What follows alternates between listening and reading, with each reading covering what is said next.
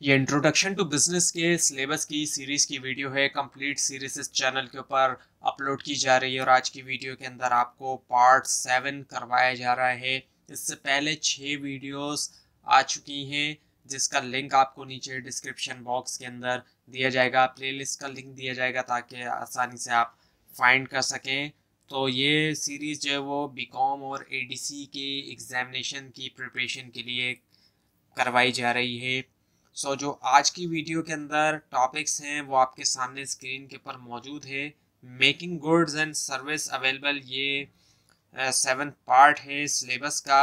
और इसके अंदर जो टॉपिक्स हैं वो है types of business goods, inventory control, purchasing, transportation, decisions and policies, marketing needs, types of warehouse, advantages and functions of warehousing, इसके अलावा डिस्ट्रीब्यूशन सेंटर। जो टाइप्स हैं बिजनेस गुड्स के, उनमें कौन कौन से गुड्स आ जाते हैं। इसमें रॉ मटेरियल आ जाता है, कंपोनेंट्स और पार्ट्स आ जाते हैं, किसी भी चीज़ के पार्ट्स वगैरह इसमें आ जाते हैं, या फिर कंपोनेंट्स इनको मिला के जो है वो चीज़ बनाई जाती है। कैपिटल गुड्स भी आ जाते हैं इसके अंदर, और ऑपरेटिंग सप्लाईज, इसके अलावा मेंटेनेंस और रिपेयर होना, मेंटेनेंस होना किसी भी चीज़ की या रिपेयर वगैरह, और ऑपरेशंस प्रोडक्ट आ जाती है। पैकेजिंग का जो मटेरियल है, इंटरमीडिएट गुड्स आ जाते हैं, सप्लीमेंट्री गुड्स, इसके अलावा एक्सेसरीज भी आ जाती है, अटैचमेंट, ऑफिस का फर्नीचर, फिक्सचर, कमर्शियल व्हीकल जो कमर्शियल पर्पस के लिए इस्तेमाल होने वाली गाड़ियाँ हैं, होलसेल गुड्स आ जाते हैं, इंडस्ट्रियल केमिकल्स, कस्टमाइज गुड्स और ऐसे गुड्स जो रीसेल हैं, रीसेल वाले। Now the inventory management. Inventory management क्या है? प्रैक्टिस, वो प्रैक्टिस इंश्योर करने के लिए कि फर्म के पास एनफ लेवल ऑफ स्टॉक हो, कि सेटिस्फाई किया जाए कस्टमर की डिमांड बगैर किसी डिले के, जबकि रखते हुए स्टॉक जो होल्डिंग एक्सपेंडिचर है लो। यानी कि इसका मतलब ये है कि इतना स्टॉक रहे कि कस्टमर की डिमांड जैसे ही आए उसको पूरा किया जाए, डिले ना हो। ऐसा ना हो कि स्टॉक शॉर्ट हो जाए, कस्टमर की डिमांड आ रही है और स्टॉक जो है वो शॉर्ट हो गया। अगर ऐसा हो रहा है तो अच्छी इन्वेंट्री मैनेजमेंट नहीं हो रही। जहां पर अच्छी इन्वेंट्री मैनेजमेंट होती है वहां इतना स्टॉक लाजमी होता है कि कस्टमर की डिमांड को, कंज्यूमर की डिमांड को पूरा किया जाए। और साथ में जो स्टॉक को रखने की जो भी एक्सपेंडिचर है, अब स्टॉक कहीं ना कहीं पे रखा होगा ना कोई वेयर हाउसिंग वगैरह पे, तो उसकी कॉस्ट जो है वो भी जाहिर बात है इतनी ज़्यादा ना, उसका खर्चा ज़्यादा ना हो जाए कि पता चले कि जितना उसके ऊपर प्रॉफिट नहीं हो रहा उससे ज़्यादा उसको रखने का खर्चा है। इसमें रेंट वगैरह भी आ जाता है और इस तरह की तमाम चीज़ें आ जाती हैं, तो उसको भी इतना रखा जाए कि एक्सपेंडिचर भी उसका कम से कम इतना हो कि जाहिर बात है जितना प्रॉफिट है उससे कम ही हो। सो उसके बाद है फिर परचेजिंग। अब परचेजिंग के अंदर क्या होता है कि ऐसा प्रोसेस है जिसके जरिए एक्वायर किया जाता है। जब आप परचेज करते हैं तो आप एक्वायर करते हैं गुड्स को भी, सर्विसेज को भी, या फिर रॉ मटेरियल को भी। सप्लायर से करते हैं जाहिर बात है, या फिर किसी वेंडर से करते हैं, दुकानदार वगैरह से, ताकि यूज़ करें बिजनेस में, ऑर्गेनाइजेशन में। अच्छा, अब बिजनेस जो करते हैं तो वो बिजनेस के लिए करेंगे या फिर ऑर्गेनाइजेशन के लिए करते हैं। और उसके बाद है फिर ट्रांसपोर्टेशन। अब ट्रांसपोर्टेशन में क्या होती है? ट्रांसपोर्ट तो वैसे आपको पता ही होगा, मूवमेंट होती है लोगों, प्रोडक्ट्स की भी, ये लोगों की भी, एक लोकेशन से दूसरी तक, और कई सारे तरीकों से हो सकती है भी ये। इंसान अगर जाते हैं तो जाहिर बात है कार में, बसेस वगैरह में, और जो सामान जाता है, अगर प्रोडक्ट्स वगैरह जाएगी तो वो ऑब्वियसली बात है नॉर्मली अगर बाय लैंड जा रहा है सामान तो ट्रक वगैरह या पिकअप वगैरह में जाता है। और उसके बाद है फिर डिसीशंस एंड पॉलिसीज। डिसीशंस और जो पॉलिसीज होती हैं गुड्स के बारे में, इसमें वाइड रेंज आ जाती है कंसिड्रेशन की। प्राइमरीली जो है बिजनेस ऑपरेशन के कॉन्टेक्स्ट के अंदर गवर्नमेंट रेगुलेशन और कंज्यूमर बिहेवियर। जो कुछ की एस्पेक्ट्स हैं जिनको कंसिडर किया जाए, उसमें आ जाता है प्रोडक्शन और सोर्सिंग। डिसीजंस जो कि रिलेट करते हैं कि कहाँ और कैसे गुड्स जो प्रोड्यूस होंगे, उसमें आ जाते हैं चूज करना सप्लायर्स, मैन्युफैक्चरिंग प्रोसेस, और इंश्योर करना क्वालिटी और एफिशिएंसी प्रोडक्शन की। और उसके अलावा डिस्ट्रीब्यूशन एंड लॉजिस्टिक्स। प्लानिंग और इम्प्लीमेंटिंग जो है, मूवमेंट जो है गुड्स की प्रोडक्शन से कंज्यूमर तक, कंसिडर करते हुए फैक्टर्स जैसे कि ट्रांसपोर्टेशन, वेयर हाउसिंग और सप्लाई चेन मैनेजमेंट। इसके बाद बात है फिर tariff and trade and tariffs. Concern with international trade agreement, tariffs और जो इंपोर्ट एक्सपोर्ट पॉलिसीज जो कि इम्पैक्ट करती है मूवमेंट गुड्स की अक्रॉस बॉर्डर और इन्फ्लुएंस करती है ट्रेड रिलेशनशिप्स। उसके बाद है कंज्यूमर प्रोटेक्शन, फोकस ऑन जो है पॉलिसीज के ऊपर, डिसीजन के ऊपर, के सेफगार्ड करें कंज्यूमर राइट्स, इंश्योर करें प्रोडक्ट जो कि मीट करे सेफ्टी स्टैंडर्ड्स और प्रोवाइड करें ट्रांसपेरेंट इंफॉर्मेशन गुड्स के बारे में कंज्यूमर को। उसके बाद फिर इंटेलेक्चुअल प्रॉपर्टी। सो इसमें क्या है कि प्रोटेक्ट डिसीजन आ जाते हैं प्रोटेक्ट करने के हवाले से और मैनेज करने के हवाले से इंटेलेक्चुअल प्रॉपर्टी राइट्स, जैसे कि पेटेंट्स, ट्रेडमार्क, कॉपीराइट जो कि एसोसिएट है गुड्स के साथ। उसके बाद taxation and custom duties. So tax impose किया जाता है गुड्स के ऊपर डोमेस्टिकली इंटरनेशनली।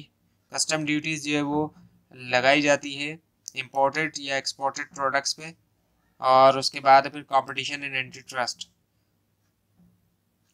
सो डील किया जाए पॉलिसीज के साथ और डिसीजन के साथ ताकि मेंटेन किया जाए फेयर कंपटीशन, रोका जाए मोनोपोलीज को, रेगुलेट किया जाए बिजनेस प्रैक्टिसेस को ताकि इंश्योर किया जाए कॉम्पिटिटिव मार्केट प्लेस।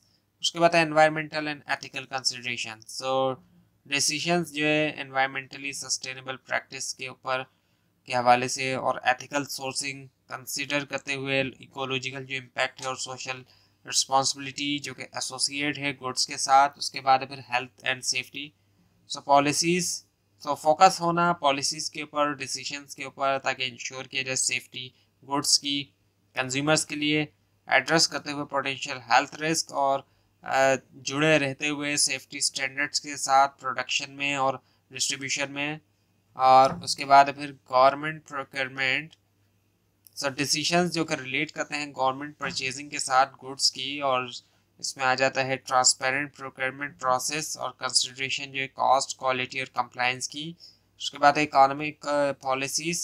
सो इसमें आ जाते हैं डिसीजंस जो कि रिलेट करते हैं इकोनॉमिक कंडीशंस के साथ, फिस्कल पॉलिसीज, मॉनेटरी पॉलिसीज जो कि इम्पैक्ट कर सकती हैं प्रोडक्शन, डिस्ट्रीब्यूशन और कंजम्पशन जो है गुड्स की। उसके बाद फिर टेक्नोलॉजी एंड इनोवेशन। सो इसमें आ जाता है डिसीजन जो है अडॉप्ट करने के हवाले से और इनकॉर्पोरेट करने के हवाले से न्यू टेक्नोलॉजीज प्रोडक्शन में, डिस्ट्रीब्यूशन में, मार्केटिंग में गुड्स की ताकि एनहेंस किया जाए एफिशिएंसी और कॉम्पिटिटिवनेस। उसके बाद फिर consumer behaviour and marketing. So focus करते हुए अंडरस्टैंडिंग यानी कि समझना कंज्यूमर प्रेफरेंसेस, बिहेवियर्स और ट्रेंड्स।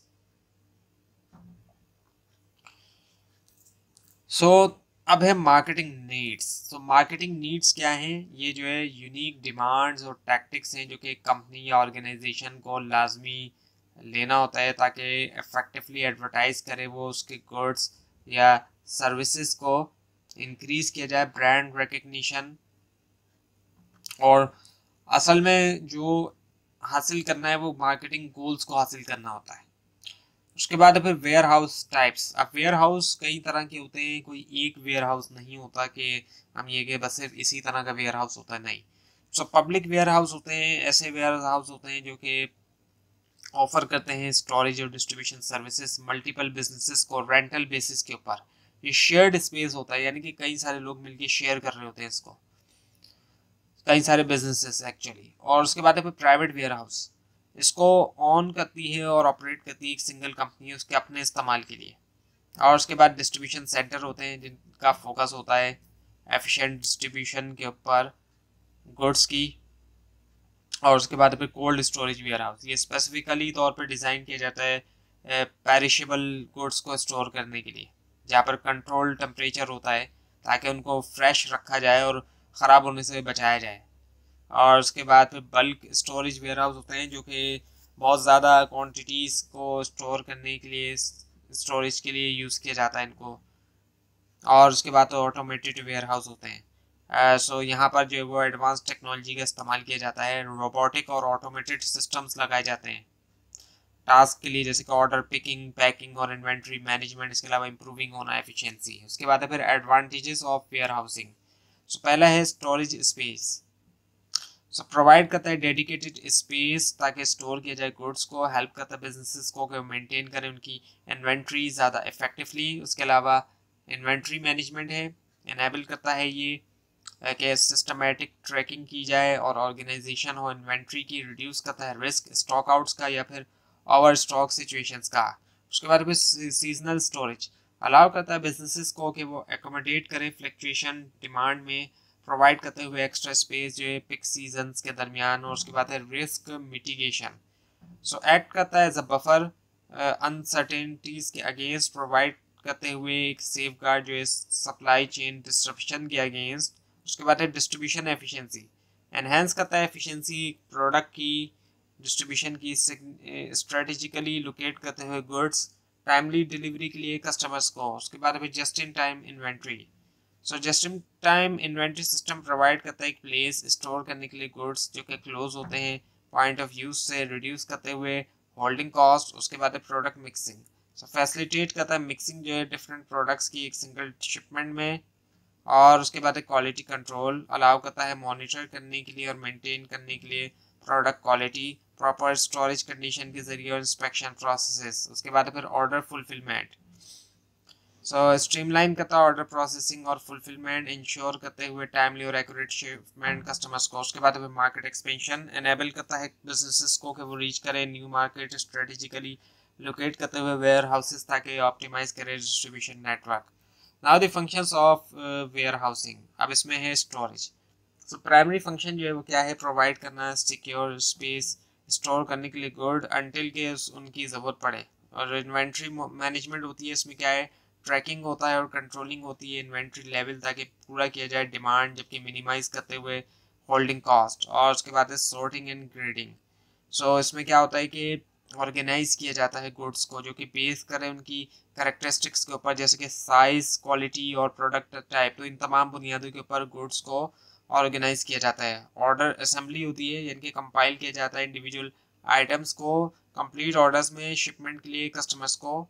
और कंसोलिडेशन होती है, कंबाइन किया जाता है स्मॉलर शिपमेंट को लार्ज के अंदर ज़्यादा इफेक्टिव शिपमेंट। और क्रॉस डॉकिंग होती है, इसमें क्या होता है डायरेक्ट ट्रांसफर होता है गुड्स का इनबाउंड से आउटबाउंड ट्रांसपोर्टेशन का बगैर स्टोरेज के। और डिस्ट्रीब्यूशन होती है, सो फोकस होता है एफिशिएंट मूवमेंट के ऊपर गुड्स की वेयर हाउस से एंड यूज़र तक। बफर स्टॉक है यानी कि मेंटेन करना होता है एक्स्ट्रा इन्वेंट्री ताकि मिटिगेट किया जाए जो भी अनसर्टेनिटीज आती है, कोई भी अनसर्टेन सिचुएशन आती है तो उसको एक तरह से उससे निपटा जाए। और फ्लक्चुएशन जो आती है डिमांड में। वैल्यू एडेड सर्विसेज और एडिशनल सर्विसेज जैसे कि लेबलिंग, पैकेजिंग या फिर कस्टमाइजिंग, और ये एनहेंस करता है प्रोडक्ट को डिस्ट्रीब्यूशन से पहले। उसके बाद क्वालिटी कंट्रोल यानी कि इंश्योर करना है कि गुड्स जो है वो मीट करे स्पेसिफाई क्वालिटी स्टैंडर्ड इंस्पेक्शन के जरिए और मॉनिटरिंग प्रोसेस के जरिए। Now the distribution centre, so distribution centre या फिर डीसी जो है वो फंक्शन करता है एज अ सेंट्रल हब के तौर पे सप्लाई चेन के अंदर। कोऑर्डिनेट करता है मूवमेंट जो है गुड्स की मैन्युफैक्चरर या सप्लायर से फाइनल डेस्टिनेशन तक। तो डिस्ट्रीब्यूशन सेंटर में आइटम्स जो है वो ऑर्गेनाइज होते हैं, पैकेज होते हैं और शिप होते हैं रिटेलर तक या फिर डायरेक्टली जो है कस्टमर तक।